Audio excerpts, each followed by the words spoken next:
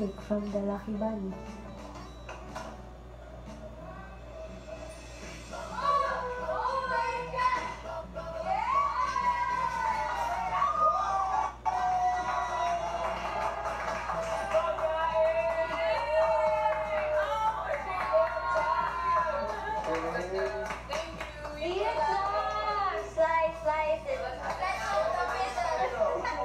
Yung carrot cake na iniwan ni Elise, sobrang maalala namin lagi yung kasi ito pa lang po yung unang pagkakataon na nakakain kami ng cake sa loob ng bahay niyo po.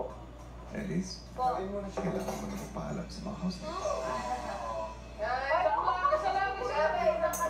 Housemates, magpaalam na. Okay, Lucky.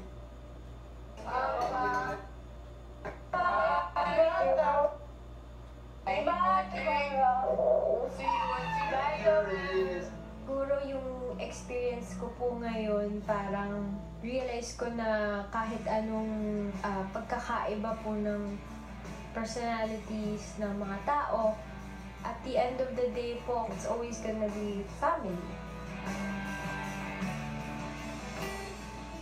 Maganda yung feeling na nakasama namin si Elise dito sa loob ng bahay. Binibigyan niya rin po kami ng mga small and simple advices po kung paano po namin may enjoy yung stay po namin dito sa loob ng bahay niya. Happy kami na kahit pa paano napasaya namin siya, kuya.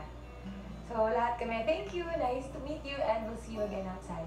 Mananatili na yun as positive po na pwede po namin gamitin habang andito kami sa loob ng bahay at paglabas po namin ng bahay, kuya. Family yung trato nyo sa isa't isa. Kahit na alam ko pong isang araw lang po ako nakapasok sa bahay niyo po, naramdaman ko po kahit paano yung warmth po ng pamilya po ng regular housemates.